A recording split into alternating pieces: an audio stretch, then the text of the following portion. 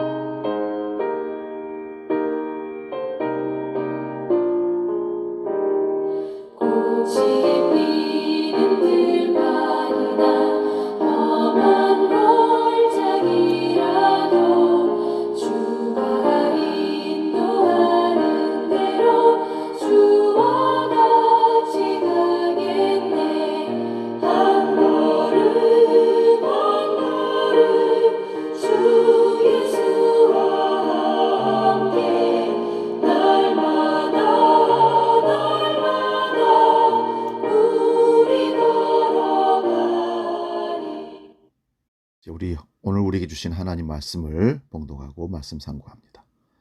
요한복음 12장 20절에서 28절까지 말씀입니다. 신약성경 168면에 있습니다. 요한복음 12장 20절에서 28절 말씀 봉독할 때에 살아계신 주님의 음성을 들을 수 있기를 바랍니다. 봉독합니다. 명절에 예배하러 올라온 사람 중에 헬라인 몇이 있는데 그들이 갈릴리 베세다 사람 빌립에게 가서 청하여 가로되 선생이여 우리가 예수를 뵙고자 하나이다 하니 빌립이 안드레에게 가서 말하고 안드레와 빌립이 예수께 가서 여쭈니 예수께서 대답하여 이르시되 인자가 영광을 얻을 때가 왔도다.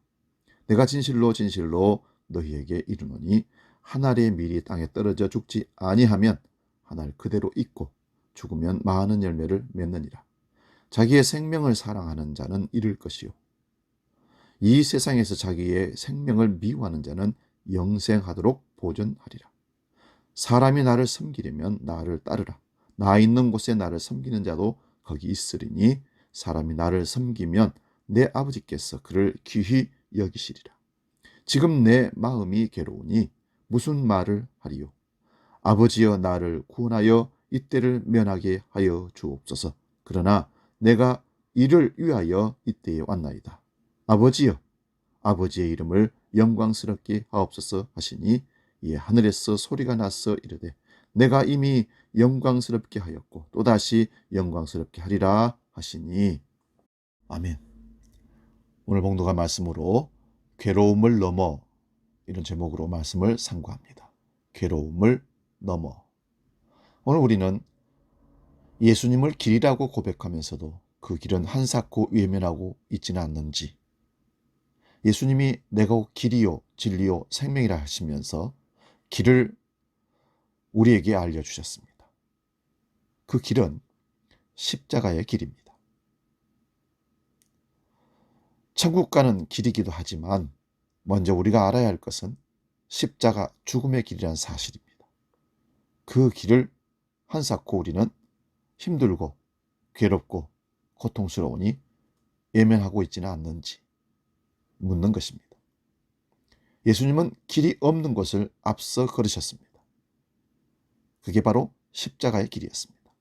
누구도 그 십자가를 지고 인류의 구원을 위해서, 인류의 대속을 위해서 그 길을 가신 분은 없습니다. 거룩함과 속됨 사이를 예수님은 오가셨고 유대인과 이방인 사이를 오가며 사람들이 편견 없이 소통할 수 있도록 십자가로 길을 여셨습니다. 뿐만 아니라 사람과 하나님 사이에 막혔던 죄의 담을 허무시고 길을 내셔서 하나님과 화목하는 대속의 화목제물이 되셨습니다. 우리는 그 길로 초대받은 사람들입니다. 사람들과의 소통의 다리, 하나님과 우리 사이의 소통의 다리, 장벽을 머무는 그곳, 그 길로 우리를 인도하십니다. 사람들과의 소통의 다리가 아니라 장벽을 세우는 사람들, 하나님과의 소통의 다리가 아니라 장애를 세우는 사람들은 결코 그리스도인이라 할 수 없습니다. 그래서 우리는 사람을 친구로 사귈 때도 매사를 부정적으로 이야기하고 타인을 부정적으로 비판하며 거리를 두려고 하는 사람을 친구로 두지 말아야 합니다. 예수의 길을 따라 걷는 사람을 우리는 제자라고 합니다. 로마가 지배하고 있던 세계에서 예수의 길은 낯선 길이었습니다. 그 길을 따라 걷는다는 것은 모험이었습니다. 사회에서 주류가 되기를 꿈꾸는 사람들은 따르기 힘든 길이었습니다. 기득권을 갖고 누리고 사는 사람은 그 길을 결코 따라갈 수가 없는 길이었습니다. 그러니 당연히 인기도 없고 찾는 이도 없었습니다. 높아짐의 길이 아니라 낮아짐의 길이었으니까 더더욱 그렇습니다. 누가 환영하겠습니까? 언제나 생명에 이르는 문은 좁고 그 길은 비좁아서 그것을 찾는 사람이 적거나 없습니다. 그렇지만 그 길을 따라 걷는 어리석은 사람들도 있습니다. 그 어리석은 사람들이 세상을 복음으로 정화시킵니다. 고린도전서 1장 18절에서 그들은 십자가의 말씀이 멸망할 자들에게는 어리석은 것이지만 구원을 받는 사람인 우리에게는 하나님의 능력임이라 깨달은 사람들이라고 말합니다. 오늘 본문은 예루살렘 입성 후에 벌어진 한 사건을 보여줍니다. 명절에 예배하러 올라온 사람들 가운데 헬라인 몇 명이 있었습니다. 이방인이죠. 그들은 예수님의 제자 빌립에게 예수님을 뵙게 해달라고 부탁을 합니다. 그러자 빌립은 제자 안드레와 함께 예수님께 그 소식을 전했습니다. 그때 예수님은 인자가 영광받을 때가 왔다 말씀하십니다. 이 말씀은 예수님께서 십자가 지심과 연결시켜서 말씀하시는 겁니다. 바리새파 사람들은 예수님을 환호하며 맞이하는 대규모 군중들을 보면서 말합니다. 요한복음 12장 19절입니다. 바리새인들이 서로 말하되 볼지어다 너희 하는 일이 쓸데없다. 보라 온 세상이 그를 따르는도다 하니라. 예수님께서 빌립에게 찾아온 헬라인들을 만나셨는지 만나지 않았는지는 모릅니다. 다만 그들의 등장은 온 세상이 그를 따라갔다는 말이 성취되고 있음을 보여주는 겁니다. 예수님은 마침내 영광의 때가 왔다고 말씀하십니다. 영광은 군중들이, 제자들이 그렇게도 원하는 세상의 왕의 영광의 자리가 아니라는 것입니다.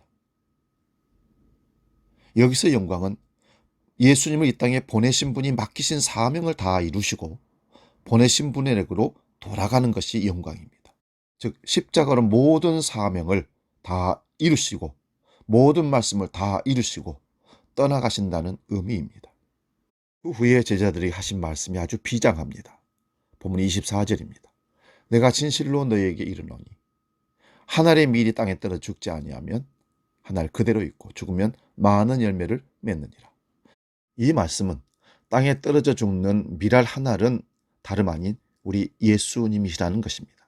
하지만 그에게 죽음은 모든 소망의, 희망의 무덤이 아니라 더 큰 생명을 잉태하는 모태가 되는 것입니다.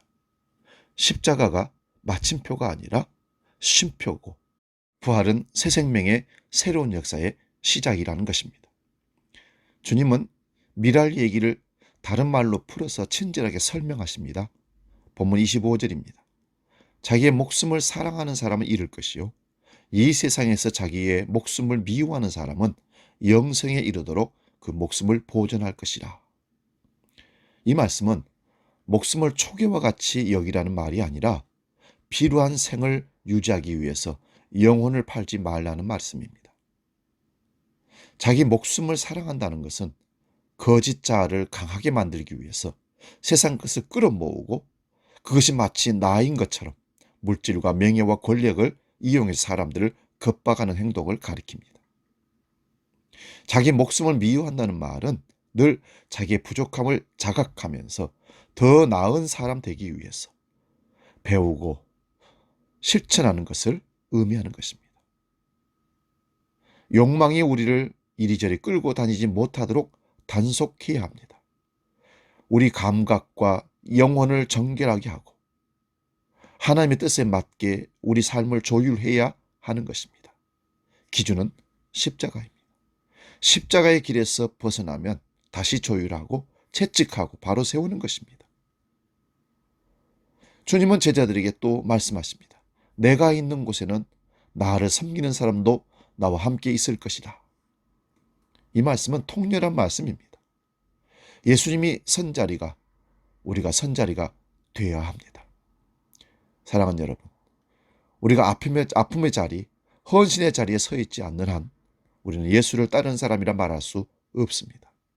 그동안 우리는 주님이 머무르시는 곳을 한사코 피하면서 외면하고 살고 있지는 않았는지요. 이제라도 할 수 있는 한 자주 주님이 사셨던 그 삶을, 주님이 머물렀던 그 자리에 서는 연습을 해야 할 줄로 믿습니다. 그러나 십자가의 길, 썩어지는 하나의 미랄이 유쾌하고 신나는 길이 아니라는 사실을 우리는 알아야 됩니다.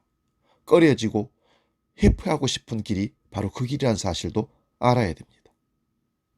주님이 흔쾌히 가볍게 당하신 목숨을 거는 십자가의 길이 아니고 주님도 괴로움과 고통을 하나님께 풀어달라고 기도하셨지만 나의 원대로 마옵시고 아버지의 원대로 하옵소서 하시며 하나님 말씀에 순종했던 걸 보면서 결코 쉬운 길이 아니었음을 우리도 깨닫게 됩니다. 예수님도 치열한 고통의 시간을 거치셨습니다. 너무 괴로워서 말문이 막힐 지경이었습니다. 마음으로는 이 시간을 벗어나게 해 주옵소서 수십 번 되뇌었을 것입니다. 주님은 너무나 인간적이셨습니다. 인간이 겪는 고뇌의 깊이를 다 맛보셨습니다. 그래서 히브리서 기자는 주님이 우리와 마찬가지로 시험을 받으셨지만 죄는 없으셨기에 우리의 연약함을 동정하실 수 있다고 말씀합니다. 함께 느끼고 같이 경험한다는 것입니다. 그리고 우리가 아파하는 것을 아신다는 겁니다. 왜? 본인이 친히 그 길을 걸어가셨기 때문에 그렇습니다. 오늘 본문 27절 맞습니다. 지금 내 마음이 괴로우니 무슨 말을 하리요? 아버지여, 나를 구원하여 이때를 면하게 하여 주옵소서. 그러나 내가 이를 위하여 이때에 왔나이다. 예수님은 고통으로 흔들리면서도 중심을 놓지 않으셨습니다. 그렇기에 예수님은 당신의 마음의 고삐를 강하게 당기며 말합니다. 아니다. 나는 바로 이 일 때문에 이때에 왔다. 주님은 무감각하게 덤덤하게 그 십자가의 길을 걸으셨던 것이 아닙니다. 하나님의 영광을 드러내기 위해 생명의 풍성함을 우리에게 주시기 위해 그 괴로움을 뚫고 나아가신 것입니다. 그때 하늘에서 소리가 들려왔습니다. 본문 28절입니다. 하늘에서 소리가 나서 이르되 내가 이미 영광스럽게 하였고 또다시 영광스럽게 하리라 하시니. 예수 그리스도를 믿는 사람은 예수님이 계신 곳으로 가야 합니다. 장소의 문제는 우리 신앙에서 매우 중요합니다. 안락하고 평안하고 안전한 자리에 머물면서 주님의 십자가가 생명이라고 고백할 수는 없는 것입니다. 부정과 분열과 증오와 혐오가 넘치는 세상이지만 이런 세상에서 신앙적 정체성을 유지하며 살기가 매우 어렵지만 죽더라도 예수님이 사셨던 십자가의 길, 생명 살리는 길에 복음으로 하늘의 미랄이 되어 생명을 남기는 삶을 살아야 하지 않겠습니까? 부활절을 지난 우리, 부활 생명을, 부활 신앙을 갖고 있는 우리, 이제 이 세상에서, 악한 세상에서 그리스도 예수의 십자가의 그 친절함과 온유함으로 자비와 깨끗한 마음으로 이웃들의 마음에 봄 소식을, 부활 소식을 가져가야 합니다. 오늘도 내일도 예수 생명의 파종자가 되어서 기쁨을 누리는 우리 모두가 될 수 있기를 바랍니다. 기도합니다. 주님, 주님과 함께 걸어가는 길이 고통을 넘는 길이요, 때로는 죽음을 넘는 길일 수도 있습니다. 그 길을 주님처럼 묵묵히 사명을 다하며 다 이루었다 하시는 그 마지막 결단의 모습으로 우리도 우리에게 맡기신 바 사명을 감당하며 나가도록 도와주옵소서. 부활의 기절에 생명의 복음의 씨앗을 파종하여 하늘의 밀이 떨어져 많은 열매를 썩어짐으로 얻는 것처럼 우리가 그 생명의 씨앗을 뿌려 생명을 얻게 하여 주옵소서. 이제는 우리 주 예수 그리스도의 은혜와 아버지의 크신 사랑과 성령님의 감동, 교제 역사 충만케 하심이 아침 예배로 함께하는 모든 식구들 머리 위에 영원히 함께 계시기를 간절히 축원하옵나이다. 아멘.